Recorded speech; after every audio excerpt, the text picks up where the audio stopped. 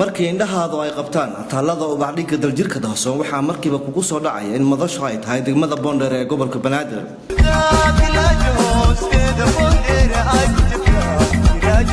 Boondheer waa goobta ugu daran ee ay ka dhaceen dagaaladu laga soo bilaabo 1991 waayo waxay oodo wadaag la tahay filla Soomaaliya.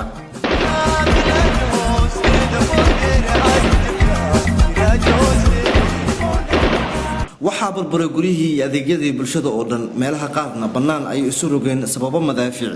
dadweynaha Boondheer markaan booqanay xitaa diyaar uma ahan inay saxaafadda uga waramaan xaaladda ay ku sugan yihiin sababo cabsi shaki iyo qalqal waxaana ka dhacay dilal iyo dhaawacyo xanuun badan iyadoo asxaab walaalo iyo waalid la isku hor dilay sida xogaalku ay tilmaamayaan.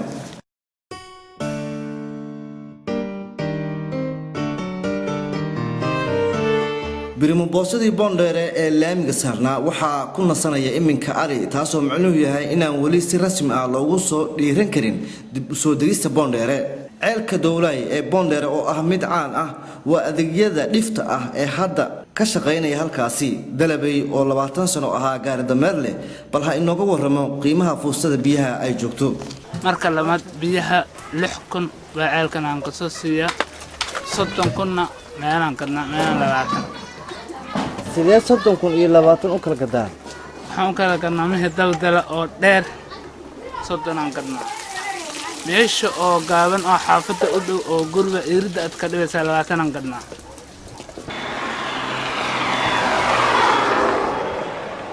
Boondheer waxay u egtahay goob dhul gariir weyn oo ka qarxaday hadda sababtu waxay tahay in dagaalo arxan la'aanihii ay ku soo laabtaan ummadana waxaan burkaan u keenayo waxyaalaha kamid ah waa jahliga kamid ah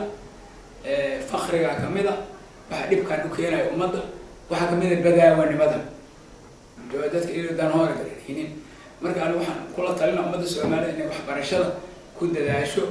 waxbarashada looga bixi karaa marka waxaan u talinayaa dadka waxbarashada ku dadaalaan waana uga mahadcelinayaa sida wanaagsan oo iyagoo dhibaato ka hayso waxbarashada u wadeen inkastoo aysan jeclayn dadka Boondheer saxaafadda xilligan haddana boolow ha inooga warramo markii dagaaladu ay ka dhaceen meesha uu qaxay iyo waxyaabaha uu kala kulmay waxa uu qaxay afgooy macnaha aan qaxay aan ka soo noqonay siinay tartiib ayaan hadda u dugoynaa afgooy maxaa uga soo laabatay sababta ugu soo laabatay maadaama ay macnaha dadkii xaafadda naga haysteen ay ka tageen aawadeed ayaan maxaan ku raadaa xaafadii ugu soo noqonay sideed ula qabsatay afgooy nolosheeda afgooy nolosheeda aad ay ugu culus sababtoo ah meel oo hadda yani qaraabadeyda xataa ay ku badneed meel laakiin maxaan ku raadaa duruuf aawadeeda u tagay iyadoo ay burbur la dhacayso Boondheer ayaa haddana waxaa ku soo qulqulaya dadka soo barakacay waxaana intooda badan cooshash ka samaysteen xaruntii hore ee wasaaradda caafimaadka iyo wakaaladii badbaadada shaqaalaha ee Excursion dadka ayaa ka cabanaya gargaar la'aan ma haystaan biyo cunto iyo hooy intaba xaaladana anka wax daraan haysan guri ma haysano kaan ma haysano kaar wax ma helno daawo ma helno dhibaatano taceel ma qabno caafimaad daraan haysa daawo ma qabno waxaan qabno ma lahan guri ma qabno 6 bilood jiro waadana duqdan ka loora ku dhac meeshaan 10 casho joogto daawo ma haysan rafaad xaaladayna waa liidata ay kaarna la siiyay waa hayna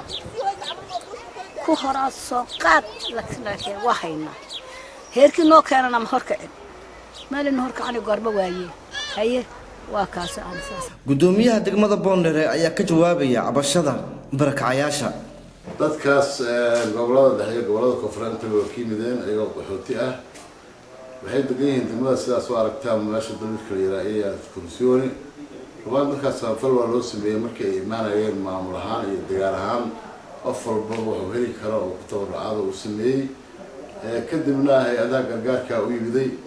ولو هذا أي العادي هذا جرجارك الولايات بربيع ومارتي وحمل توص ومعاملة ومارتي جوكتا يكون عليه رئيس الجن inkastoo meelo ka mid ah madaafiic ay ku dhacday dugsiga hoose dhexe iyo sare ee Umulqura oo ah kan ugu weyn degmada Boondheer ayaa haddana waxaa bilowday dib u soo laabashada ardayda gaar ahaan gelinka hore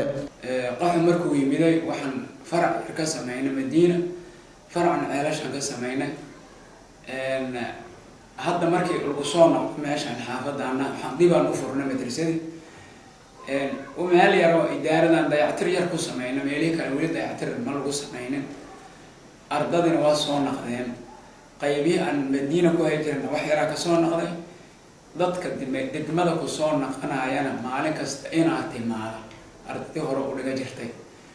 waxa intaas dheer kuwa qaxay oo gobollada u qaxay oo aan iyagu 2 sano burburka aan ku maqnayn ama qax aan ku maqnayn aan daraasayn oon meeshoodii hore uga bilownay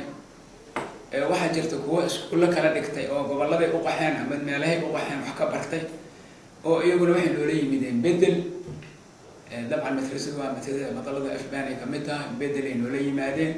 iyo dokumentiyo ay kasoo qaateen madaarista ay dhiga jireen gudoomiyaha Boondheere ayaa ka warramaya xaaladda ammaan ee degmada xaaladda ammaan warbixinkaasi waad fahmi kartaa meel haddii dagaal ka dhaco oo maaragtay waqtiga dagaal ka socdo yani dagaalku wuxuu reebaa dhibaatooyin badan ashxamuud badan oo reebaa yani ammaanka hadda guud ahaan waa fiican yahay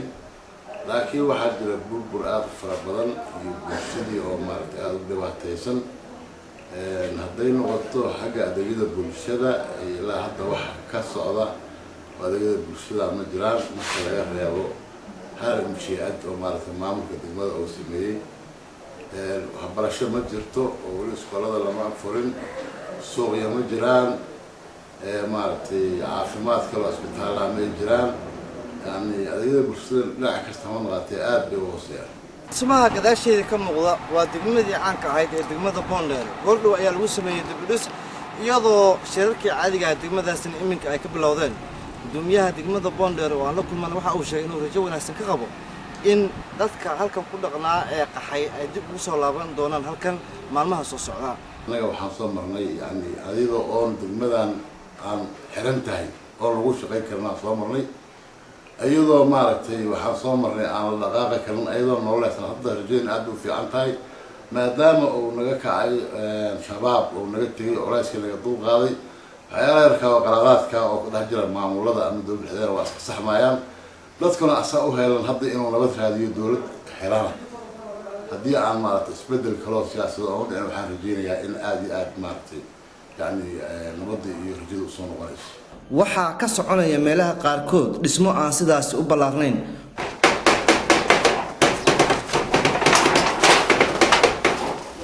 shaqaalaha ayaa biil ay ubadkooda ku dabaraan ka hela dhismayaasha qaarkood dhismaha waa socda alxamdulilah biilna waa ku helnaa dadka adiga hadda waa soo laabanayaan laakiin wax yara dhima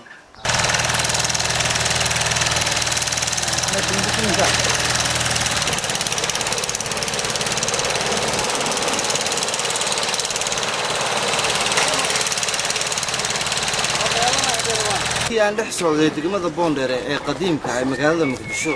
goobtani waa goob lagu uubiyo cabitaanka waana goobta kaliya intii aan socday ay indhaygu qabteen dadka soo barakacay ayaa haysta kaararka raashinka oo ilaa iminka aysan jirin cid wax siisay ama dib ugu soo laabatay aan ku haysanaa xabad muqlo ma sabab ku meeqa bilood haysta ama qamal 5 bilood xabad ma hel xageed ka soo qaxday marka aniga meel cadala madax teer aan ka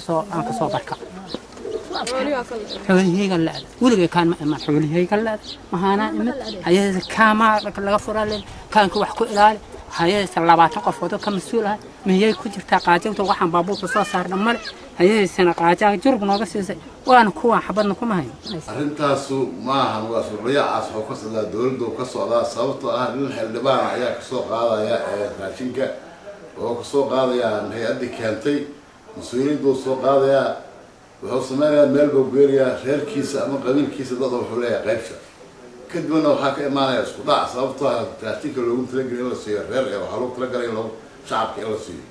shacabkii kale oo deegaanka oo ku meeshaas waxay ka sameynayaan fowdo iyo dagaal inta badan way dhacdaa laakiin baryahan lama keeni waa la joojiyay ma jiraan isku dhac ama dad ku dhintay ama ku dhaawacmay raashin laga qaybinay degmada Boondheere waa jiraan waxaa dhacday hadda muddo laga joogo 10 maalmood inuu raashin keeneen niman mas-uuliyiin raashinkaas oo loo ciidan military ay qaybinayeen kadibna uu ku soo yaacay shacabka deegaanka la xabadeeyay dad ku dhintay dadna ku dhaawacmay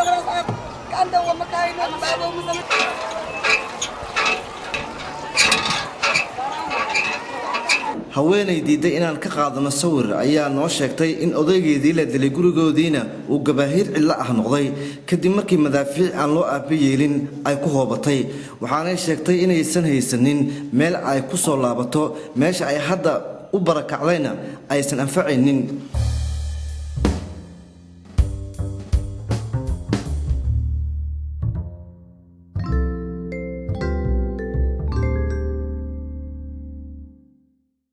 Bonder waxay hooy u ahayd fanaaniin iyo ciyaartooydii ugu caansanaa dalka Soomaaliya hayeeshe iminka waa cilo waxaase jira rajo ay qabaan maamulka degmada